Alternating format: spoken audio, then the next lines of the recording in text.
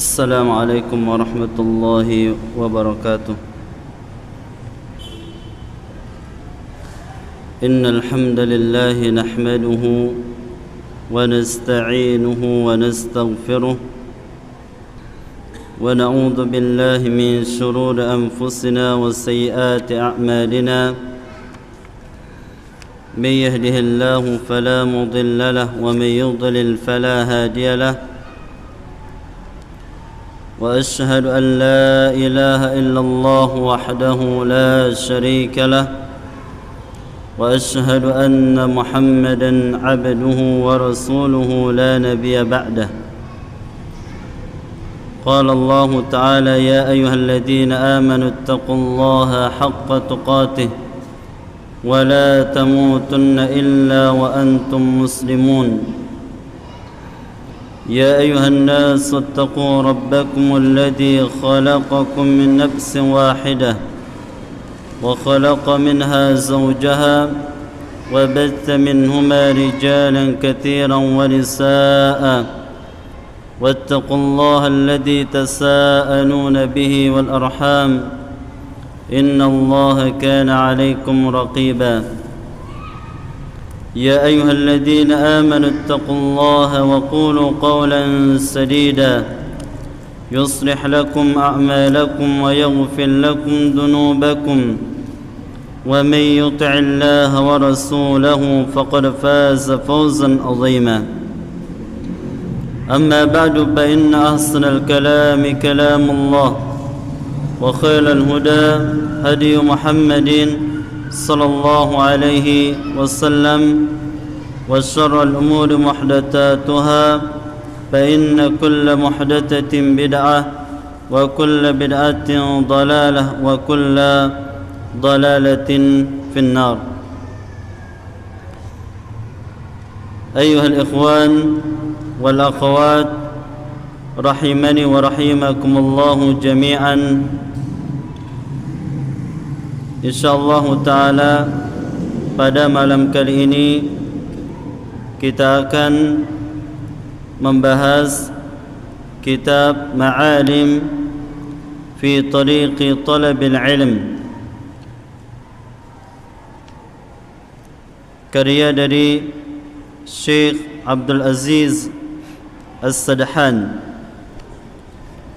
InsyaAllah ta'ala kita akan membahas tentang adab para penuntut ilmu. Ketahuilah para ikhwani wa akhwati fillah rahimani wa rahimakumullah, ketika penuntut ilmu memiliki perangai yang baik, akhlak dan adab dalam menuntut ilmu, maka dengan sebab ini dia akan banyak mendapatkan keberkahan ilmu. Para ulama kita menyebutkan seseorang akan mendapatkan ilmu tergantung adab dan akhlaknya dalam menuntut ilmu. Dan adab di sini mencakup bagaimana adab kita kepada ilmu itu sendiri. Yang kedua, bagaimana adab kita dengan guru kita. Begitu juga adab kita kepada kitab yang kita pelajari. Dan termasuk juga adab ketika kita duduk di majlis ilmu. Apabila kita beradab dalam menuntut ilmu, maka insyaAllah dengan sebab ini kita akan memperoleh banyak dari ilmu tersebut. Dan di antara adab yang pernah kita sebutkan yang harus ada pada para penuntut ilmu, yaitu al-ikhlas, mengikhlaskan niat di dalam menuntut ilmu. Tidaklah kedatangannya di dalam menuntut ilmu kecuali ingin mendapatkan pahala dari Allah Subhanahu wa taala. Kedatangannya menuntut ilmu kecuali ingin mengangkat kebodohan dari dirinya. Oleh karenanya para ulama mengatakan, di antaranya Syekhul Islam Ibnu Taimiyah rahimahullahu taala, beliau mengatakan, wala yakun huduraka fi halaqatil ilmi illa hudur mustazidin wa ajrin min Allah azza wa jalla. Dan janganlah kehadiranmu di dalam halaqah-halaqah ilmu kecuali hadir untuk menambah ilmu. Wa hudura usul ajrin, dan kehadiranmu untuk menambah pahala dari Allah Subhanahu wa taala. Kemudian yang kedua yang pernah kita sebutkan, hendaknya bagi para penuntut ilmu semangat mencurahkan seluruh kemampuannya untuk menuntut ilmu. Para ulama kita menyebutkan, apabila dua adab ini ada pada penuntut ilmu, yang pertama dia ikhlas, kemudian yang kedua dia mencurahkan kemampuannya untuk menuntut ilmu, jujur dia kepada Allah Subhanahu wa taala, maka pasti Allah Subhanahu wa taala akan memudahkan urusannya. Dan ini sesuai dengan firman Allah Subhanahu wa taala di dalam surat Al-Ankabut ayat 69. Allah berfirman, walladzina jahadu fina lanahdiyannahum subulana wa innallaha lama'al muhsinin. Dan orang-orang yang bersungguh-sungguh di jalan kami, bersungguh-sungguh di jalan kami, maka sungguh kami akan berikan petunjuk di jalan kami, akan diberikan kemudahan oleh Allah Subhanahu wa taala. Wa innallaha lama'al muhsinin, dan sesungguhnya Allah Subhanahu wa taala bersama orang-orang yang baik. Kemudian yang ketiga,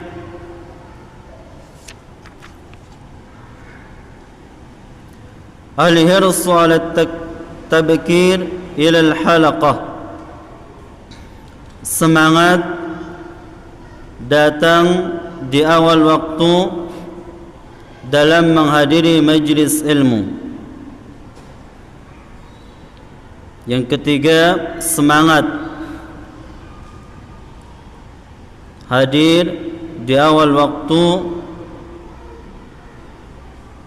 di dalam menuntut ilmu.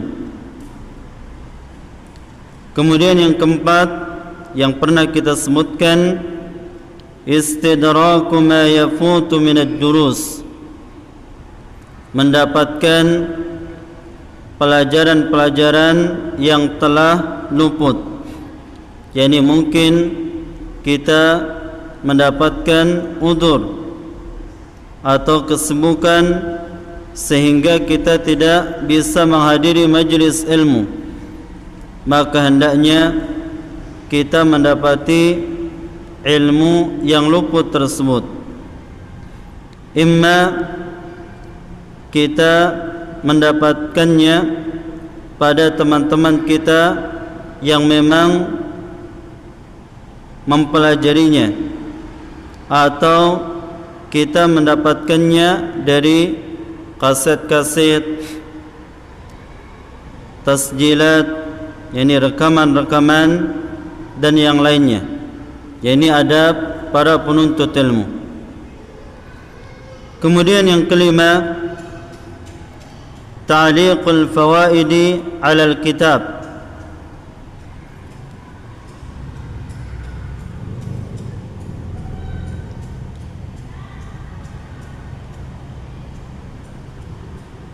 memberikan catatan-catatan faedah-faedah dari kitab yang dipelajari, ya.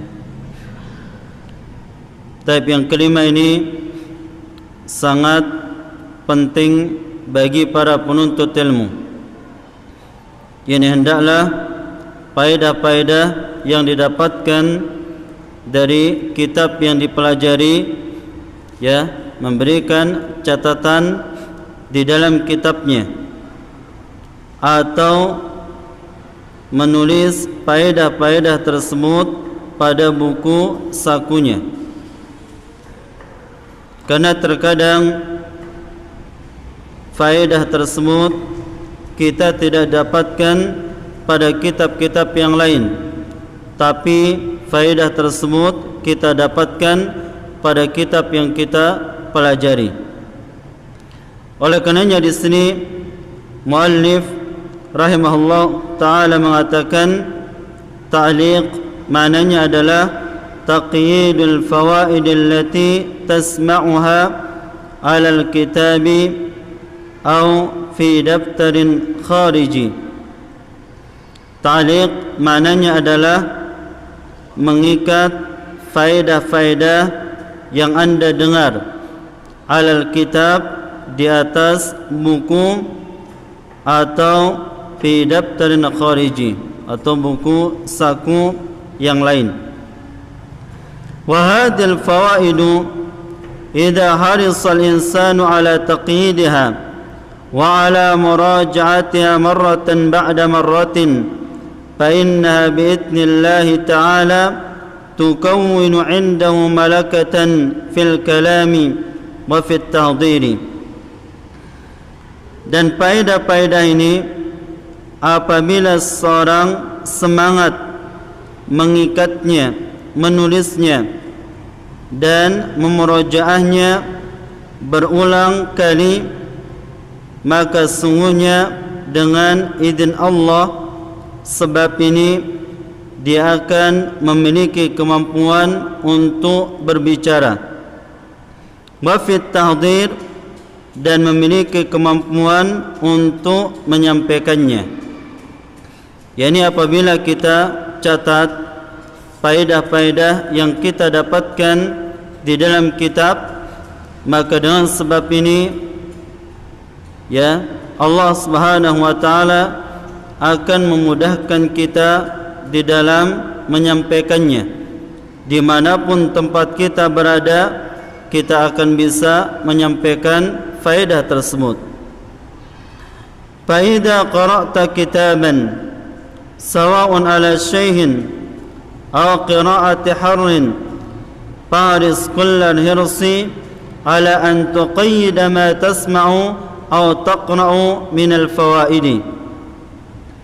Apabila anda membaca kitab baik sendiri atau bersama guru, maka berusahalah mencatat apa yang engkau dengar atau apa yang engkau baca dari faedah-faedah.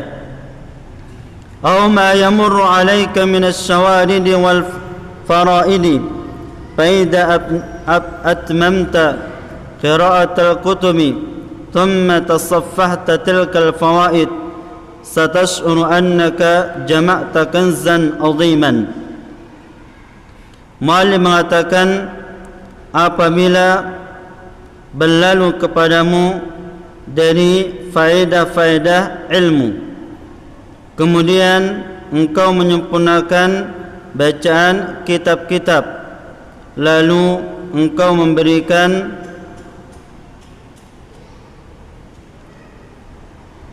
yakni fahras dari faedah-faedah.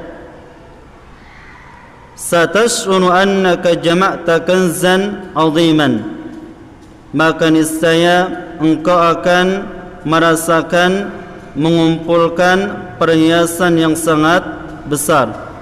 Khasatan idza ja'altaha munzimatan bihaitsu tuhkimu tabwibaha, terkhusus apabila engkau menjadikan faedah-faedah itu berurutan dan teratur, dan juga engkau membuat bab-babnya secara teratur.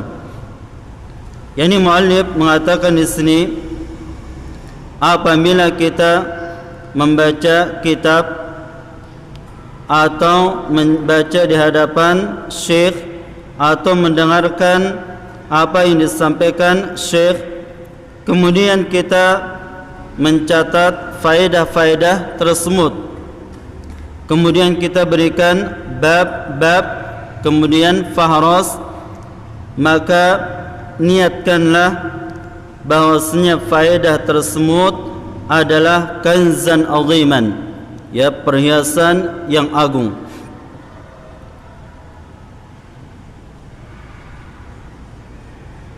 Karena ilmu yang kita kumpulkan dia adalah sebaik-baik perhiasan,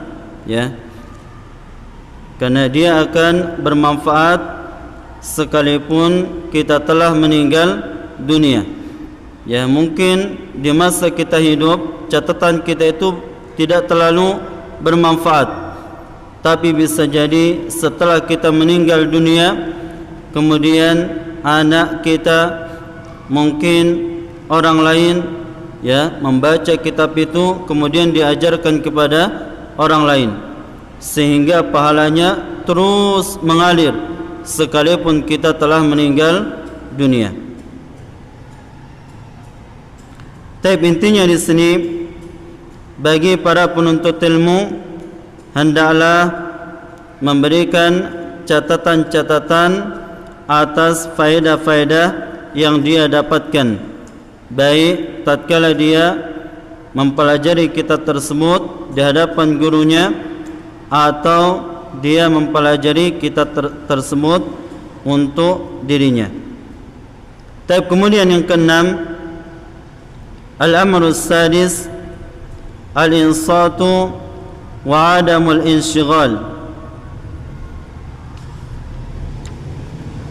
Di antara adab penuntut ilmu insat, diam, wa adamul inshighal, dan tidak sibuk, yakni menyibukkan diri. Yura fi halaqil ilmi anna ba'd talabatil ilmi yashghulu ba'dhum nafsah aw yashghulu ba'dhum ghayrah, wa hadha yukhalifu as-samt allati nuqil alaina an salafina as-salih. Dilihat di halaqah-halaqah ilmu bahwa sebagian penuntut ilmu sibuk dengan dirinya, kadang sibuk dengan HP-nya, sibuk dengan urusan pribadinya, padahal dia berada di majlis ilmu, atau dia menyibukkan orang lain, biasanya dia mengajak orang lain berbicara. Maka ini kata muallif menyelisihi adab-adab yang dinukil kepada kita dari salafun as-salih, menyibukkan diri dengan sesuatu yang tidak bermanfaat di dalam menuntut ilmu, maka ini adalah bukan termasuk adab dalam menuntut ilmu. Dzakara Adz-Dzahabi, disebutkan oleh al-Imam Adz-Dzahabi, an Ahmad bin Sinan, dari Ahmad bin Sinan, annahu qala, bahwasanya beliau mengatakan, kana Abdurrahman bin Mahdi la yutahaddatsu fi majlisihi wa la yubra qalamun wa la yaqumu ahadun ka'annama ala ru'usihim at-tayru aw ka'annahum fi as-salati. Disebutkan bahwasanya di majlis Abdurrahman bin Al-Mahdi tidak ada seorang pun yang berbicara, dan tidak ada pulpen pun yang bergerak, kecuali diizinkan oleh guru untuk mencatat, maka mencatat. Dan tidak ada seorang pun yang bangun dari majlis beliau, seakan-akan di atas kepala mereka ada burung. Dan ini menunjukkan betapa tenangnya para penuntut ilmu di majlis beliau. Au ka'annahum fis salati, atau seakan-akan mereka di dalam salat. Bahkan di dalam athar yang lain bahwasanya di majlis Abdurrahman bin Mahdi tidak ada seorang pun yang menggerakkan tubuhnya, tenang mendengarkan ilmu yang disampaikan oleh beliau. Bahkan kalau ada yang tersenyum di majlis beliau, terlebih-lebih terbahak-bahak, maka beliau berdiri segera meninggalkan majlis tersebut. Karena adab di dalam menuntut ilmu sangat diperhatikan oleh para ulama salaf kita. Sampai-sampai kalau ada yang tersenyum atau yang tertawa di majlis, maka beliau meninggalkannya. Lianna al-majlisa majlisun tahuffu sakinah, karena di majlis ilmu itu majlis yang diliputi oleh ketenangan, wa taghashahu ar-rahmah, dan diliputi oleh rahmat. Wa hadha at-tashaggul yashghulu tullabul ilmi wal muallimi, wa hadha yunafi haibata halaqatil ilmi. Adapun menyibukkan diri baik penuntut ilmu atau pengajar, maka ini menafikan kemuliaan halaqah ilmu. Yani kalau dibuat halaqah ilmu sebagai tempat bahan tertawa atau dijadikan tempat lawak, maka ini menafikan kemuliaan halaqah ilmu. Karena di dalam halaqah ilmu turun ketenangan yang tidak didapatkan di selain halaqah ilmu. Turun rahmat Allah Subhanahu wa taala, dinaungi oleh para malaikat, turun ampunan Allah Subhanahu wa taala. Tapi kalau dijadikan majlis ilmu sebagai tempat tertawa, terbahak-bahak, atau menjadikannya tempat melawak, maka ini menafikan, meniadakan kemuliaan, kewibawaan halaqah ilmu, dan tidak pantas kita lakukan di majlis ilmu. Makanya kalau jamaah-jamaah sukanya majlis yang di dalamnya banyak tawa, sebenarnya mereka tidak ingin mendapatkan ilmu. Yang diinginkan hanyalah sekedar tertawa. Adapun para penuntut ilmu yang ingin mendapatkan keberkahan ilmu, maka kedatangannya yang pertama mengharapkan pahala Allah Subhanahu wa taala. Itu niat dia untuk datang di majlis ilmu. Kemudian yang kedua, untuk menambah ilmu agar kebodohan dari dirinya hilang, terangkat. Yang ketiga, para penuntut ilmu tujuannya mendatangi ilmu agar dia bisa membela sunnah Rasulullah sallallahu alaihi wasallam, atau secara umum membela agama Allah Subhanahu wa taala. Karena tidak mungkin kita membela agama Allah Subhanahu wa taala di atas kebodohan. Tidak mungkin kita bisa membela agama Allah Subhanahu wa taala di atas ilmu. Dan salah satu cara kita mendapatkan ilmu ini adalah yaitu dengan tenang, ya, tenang di majlis ilmu, tidak menyibukkan diri dengan sesuatu yang tidak bermanfaat. Dan kemudian yang ke-7, huduru ma yastati'u min halaqatil ilmi, menghadiri semampunya dari halaqah-halaqah ilmu. Karena sebagian di antara kita ada yang tersibukkan dengan pekerjaan, ada yang tersibukkan dengan urusan mereka. Ini banyak alasan-alasan atau uzur yang membuat mereka tidak hadir di halaqah ilmu. Tapi kita berusaha semampunya. Kalau kita memiliki waktu, maka hendaknya kita datang. Dan ini bentuk kejujuran kita di dalam menuntut ilmu. Tapi disebutkan di sini, yata'allalu ba'dun nasi bi kathratil masyagil wa taba'udil masafat wa dha'fil himmati wa kullu hadha hasil. Sebagian manusia mereka memiliki alasan tidak menghadiri majlis ilmu karena banyaknya kesibukan. Ada juga yang beralasan karena jarak dari rumahnya menuju halaqah ilmu sangat jauh. Ada juga sebabnya karena kurangnya semangat dalam menuntut ilmu.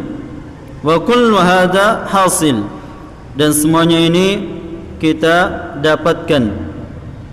Walakin hadha yazulu idza tadawwaqa al-'abdu laddat al-'ilm. Dan semuanya ini akan hilang kalau kita sudah merasakan manisnya ilmu. Wa syara bi ni'matil faidati wal istizadati minal ilm.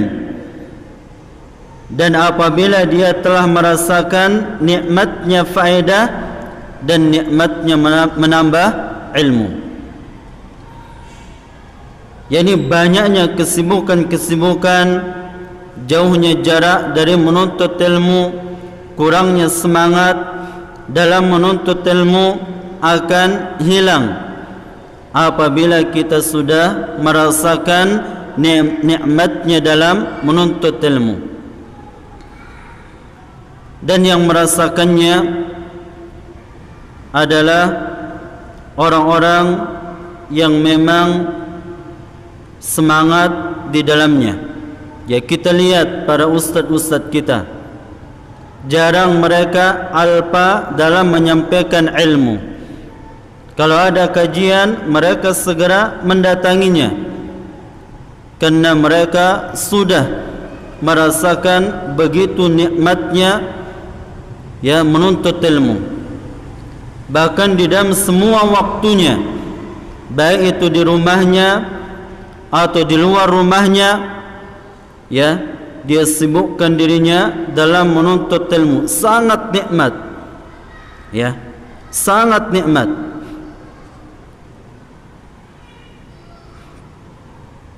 Oleh karena kalau kita masih bermalas-malasan dalam menuntut ilmu, banyak alasan-alasan sehingga kita tidak menghadiri majlis ilmu, sebenarnya kita belum merasakan manisnya menuntut ilmu.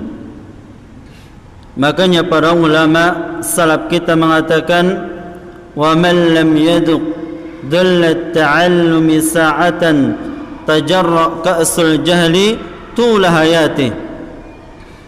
Barang siapa yang tidak pernah merasakan begitu sulitnya menuntut ilmu sehingga dia mendapatkan kenikmatan-kenikmatan dalam ilmu, maka tajarra ka'sul jahli tula hayati, maka dia akan tenggelam di dalam kebodohan sepanjang kehidupannya.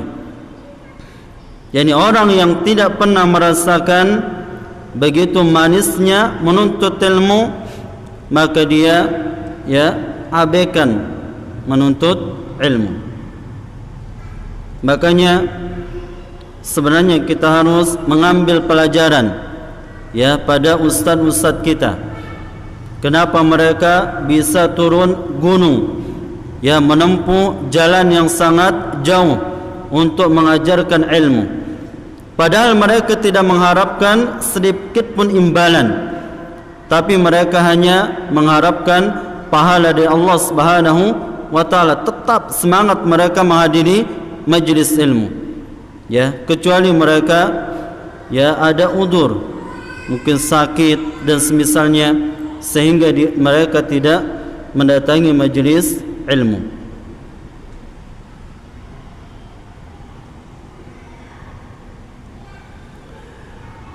فإذا بارك الله في الوقت ورزقك الله الهمة والعزيمة حصلت خيرا كثيرا. Boleh mengatakan apabila Allah Subhanahu wa taala memberikan keberkahan pada waktumu dan engkau diberikan karunia semangat dan tekad yang kuat dalam menuntut ilmu, hasalta khairan katsira, maka pasti engkau akan mendapatkan kebaikan yang sangat banyak. Karena di dalam menuntut ilmu kebaikan yang sangat banyak. May yuridillahu bihi khairan yufaqihu fid din. Barang siapa yang Allah kehendaki kepadanya kebaikan, maka Allah akan pahamkan dia di dalam agama. Dan kebaikan di sini bukan hanya di dunia, tapi kebaikannya sampai di akhirat. Barang siapa yang Allah kehendaki kebaikan, yakni Allah berkehendak pada orang itu kebaikan pada dirinya, baik di dunia terlebih-lebih nanti di akhirat, maka Allah akan pahamkan dia di dalam agama. Makanya Syekh Muhammad Salih Al-Utsaimin rahimahullahu ta'ala, beliau mengatakan, maka lihatlah pada diri anda, apakah Allah telah kehendaki kepada anda kebaikan, ataukah sebaliknya Allah kehendaki kepada anda keburukan. Kalau anda semangat dalam menuntut ilmu, maka bersyukurlah kepada Allah Subhanahu wa taala, karena Allah kehendaki kepada anda kebaikan. Maka berlindunglah kepada Allah Subhanahu wa taala jika Allah tenggelamkan anda di dalam kebodohan, karena Allah tidak menghendaki anda kebaikan. Bahkan Syekhul Islam Ibn Taimiyah rahimahullahu ta'ala mengatakan ketika beliau memberikan faedah hadis Nabi kita Muhammad sallallahu alaihi wasallam, man salaka tariqan yaltamisu fihi ilman sahalallahu lahu bihi tariqan ilal jannah. Barang siapa yang menempuh jalan dalam rangka menuntut ilmu, maka Allah mudahkan jalannya menuju surga. Beliau mengatakan di dalam memberikan faedah hadis ini, man dakhala biha fid dunya dakhala biha fil akhirah wa man lam yadkhulha lam yadkhul fil akhirah. Barang siapa yang masuk dalam menuntut ilmu, yakni barang siapa yang berkecimpung dalam menuntut ilmu, dakhalaha fil akhirah, maka dia akan masuk di akhirat, maksudnya masuk surga.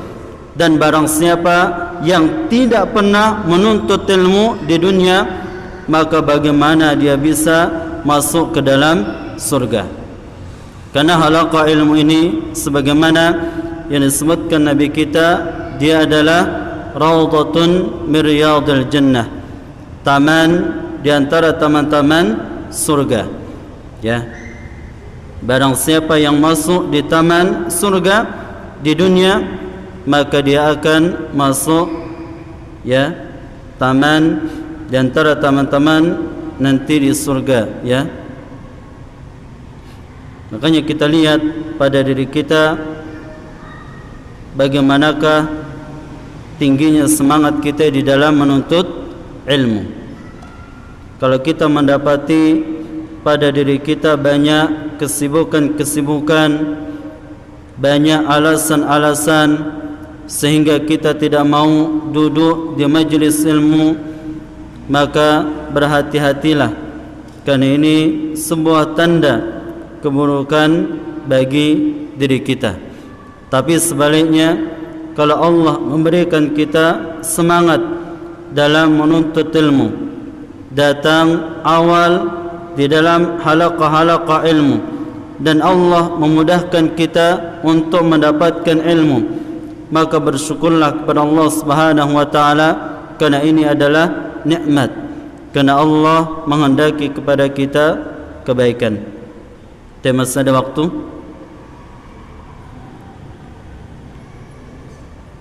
Tiga menit. Baik. Tapi di sini disebutkan muallif فحضور الحلقة ومزاحمة العلماء وطلب العلم بالركب والقرب من أهل العلم يختلف اختلافا عظيما عن سماع كلام في الأشرطة وما شاكلها.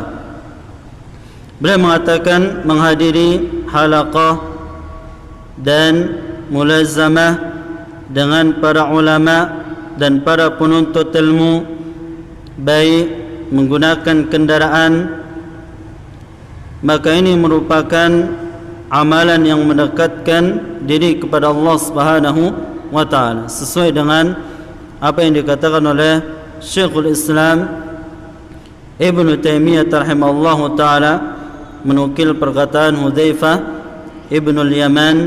Beliau mengatakan, wal bahthu anhu ibadatun yuqarribu ila Allah azza wa jalla. Yani mendalami ilmu, kemudian bergaul dengan para ulama, para penuntut ilmu, maka ini adalah amalan kebaikan yang mendekatkan diri kita kepada Allah Subhanahu wa taala. Oleh karenanya adab yang ke-8, Malik mengatakan al-hadru minal ya'si. Ya. Waspadalah dari berputus asa ketika menuntut ilmu. Ya, hendaklah kita hindari pada diri kita berputus asa di dalam menuntut ilmu, karena ini adalah kerugian dunia akhirat. Tapi mungkin hanya ini yang bisa kita sampaikan, mudah-mudahan bermanfaat. Kita tutup dengan doa kafaratul majlis. Subhanakallahumma rabbana wa bihamdika asyhadu an la ilaha illa anta wa astaghfiruka wa atubu ilaik. Wassalamu alaikum warahmatullahi wabarakatuh.